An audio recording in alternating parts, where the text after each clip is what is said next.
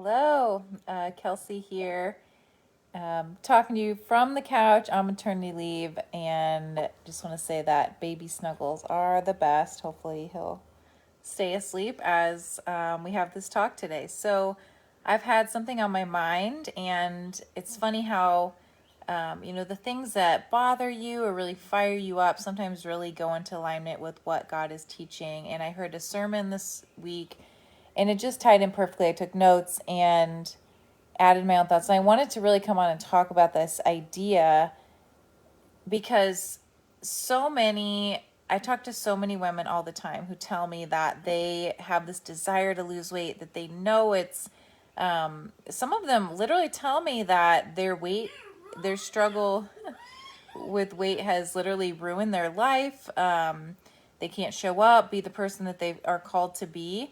So, there is a desire to get fit, to lose weight, to change our lives. So I want to ask you this question that Jesus asks in John 5. I'm going to read it here specifically, but essentially the question is, do you want to get well? Do you want to get well? Do you have that desire? So in John 5, verse 5, I'm going to try to maneuver this here with the baby.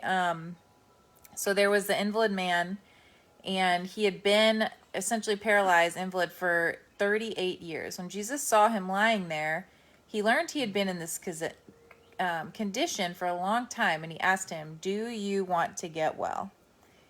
And the man replied, "Sir, I have no one to help me into the pool when the water is stirred. When I'm trying to get in, someone else goes down ahead of me." So kind of like immediately he jumps into these excuses. And then Jesus says to him, "Get up, pick up your mat, and walk." And then at once the man was cured. He picked up his mat and he walked. So I want to talk about this, but I want to ask you the question again before we go on. Do you want to get well? So Jesus gives us this invitation. And again, this group, a lot of us are kingdom-minded women, and we have this desire to do the thing that we are called to do in the kingdom. And Jesus, again, he gives us this invitation. But it's interesting that the man who had been paralyzed, his first response was placing blame. And I want to talk about this idea of placing blame when it comes to our own health journey, because one thing that I see a lot, and this could go for our health, but in various areas of life, is we place blame oftentimes on our spouse. And you can see this throughout history. I mean, go back to the Garden of Eden, right? Adam's first response of placing blame was to blame his wife. So I see this all the time. And I want to just address this issue real quickly. So you are in charge of your own health and your own journey. You can't blame your husband for why you cannot lose weight. And I see this in two specific areas that I just want to address before we go on. So number one, I hear so many women that say that I can't lose weight or get healthy because my husband won't eat healthy, or he won't eat the things that I eat. So eat the way that you need to eat, and we can work through all the details of how you can get there, but your husband is not in charge of your weight loss journey. And if you want to make this happen, and if you truly want to get well, you have to stop using this as an excuse. And the other excuse that I hear all the time as far as placing blame on our husband is that my husband doesn't want to spend the money. So I would just encourage you to ask yourself, how can I make it work, right? So we know that to truly make change, it takes an investment in ourselves. Usually nothing that is really worthwhile is free, typically, right? It takes an investment into ourselves. But when you can see the other end of the tunnel, that you can get up off of your mat, so to speak, then it sometimes takes figuring out a way to make a financial decision happen. So I've had clients, specifically with what I offer with weight loss, I've had clients sell things or put money on a card and then pay it off over the next several months. But my point is that there are ways to get up off your mat and to get well. So anyway, I think another thing to consider, that with the question, do you want to get well, is to consider when you make the choice to break the generational chain of either obesity or poor health choices or whatever it is that you're really fighting for with your own health, consider how you could be creating breakthrough for your great, great, great, great grandchild. I mean, you literally have the ability to break chains in your family, and that is amazing, right? That's really cool, to break off what the enemy maybe has had captivity over in your heart. So here's the thing. I'm fired up about this topic because I know that this is my mission. I know that God has called me to help break chains on women, maybe just like you, who feel so burdened by weight.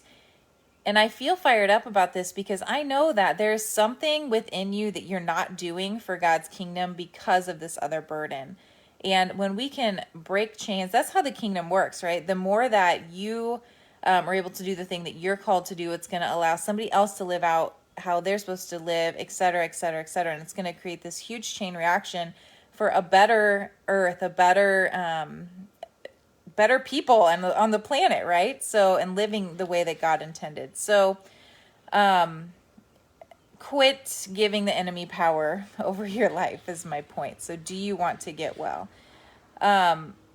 So the man, he immediately started talking, "Sir, I have nobody to help me." And again, we easily place blame when Jesus says to get up off the mat. So sometimes I think we get too woo-woo or too into like, oh, not that, obviously prayer is important, but I think that there is an action component. We have to get up off our mat, so to speak. So that goes back to, again, the whole point of this is, if you want to get well, if you want to lose weight, stop blaming, stop procrastinating, stop pointing fingers at every reason why you can't do it, and decide that you're going to do it, because there are other things that are waiting for you within your destiny that is not happening because your mind is so bogged down by either insecurity or worrying about what to eat or worrying about how you look, how you're going to show up around people, your energy, etc. So, sorry, I took a few notes here. I just wanted to share.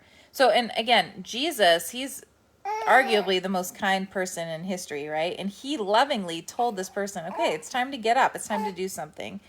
And, you've probably all heard this verse, greater is he that is in you than he that is living in the world. So I think that's important. Do we believe that? Do we believe that we are daughters of God? Do we have that as our identity over what the enemy is trying to create as our identity, as someone who's overweight, someone who can't get their life together? Like, that's not who you are. That's who the enemy is telling you are. So stop blaming, stop with the excuses, and as a daughter of God, ask, what am I made to do? And it could be something as simple, and I say that, as simple as being present with my children. Maybe you have big goals of starting a business. Maybe you have big goals of doing something really amazing in your career, starting a nonprofit. I don't know what God has called you to do. It could be very simple and behind the scenes, or something very amazing to the world, but all of them are amazing. So if your weight is keeping you from doing that thing, then I just challenge you to answer the call, do I want to get well, and get up off of your mat. The pastor I listened to is a church in South Carolina. I don't know if any of you guys are from South Carolina. I'll have to put the name of the church. But anyway, he said, stop analyzing who I'm not and start analyzing who's in me. So the focus, the shift from what am I doing wrong, why, all the shame that could be associated to really focusing on, again, greater is he who is in me than he who is living in the world. And so I had a business mentor recently say to me, Kelsey, like, you're so nice, but I think there's something within me that is really stirring, and I can't hide that fiery, that I'm not going to necessarily just be nice anymore, because I know without a shadow of a doubt that you guys, maybe you who are listening, are missing out on showing up fully for your life because you're letting this burden of weight keep you down. So to me, it's not just about a number. It's not about looking a certain way. It's releasing that mental burden so you can go do the thing that you are called to do. And the thing, again, I want to repeat this. If you're not living out the destiny that was created for you, the scroll for your life, the purpose for which you have been created, somebody else is missing out. Maybe it's your kid. Maybe it's your grandkid. Maybe it's your coworker. Maybe it's somebody that you haven't even met yet, but somebody is missing out because you're not living the best version, the most whole, complete version of yourself. So I want to help set women free from that. I want to help women feel like they can let go of this burden to go live. So I feel like that is my call. I know that's my call, to help set women free to go advance the kingdom. No more brain struggles with weight. We're going to help you to feel crystal clear on what exactly you need to do to be set free from that.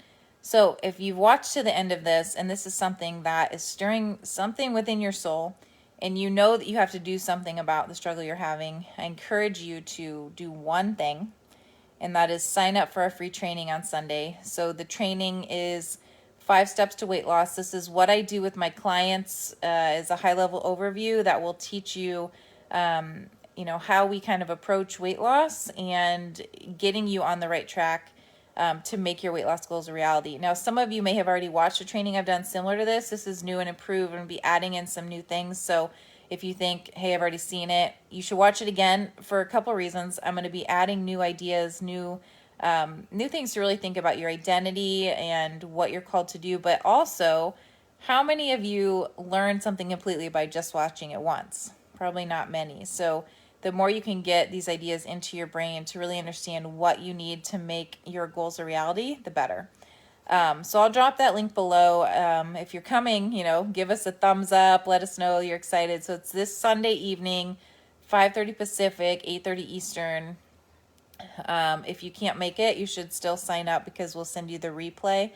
But we'd love to have you on live. I'm going to be answering questions, really getting to know how this relates to you and how it can help. So let me know if this resonates with you. I'm excited to hear what God's doing in your life and how we can help you to really break free from this. If you know you're ready to join our Community and Fit Moms Academy, if you know this is what you need, just reach out to me directly and we'll get you enrolled.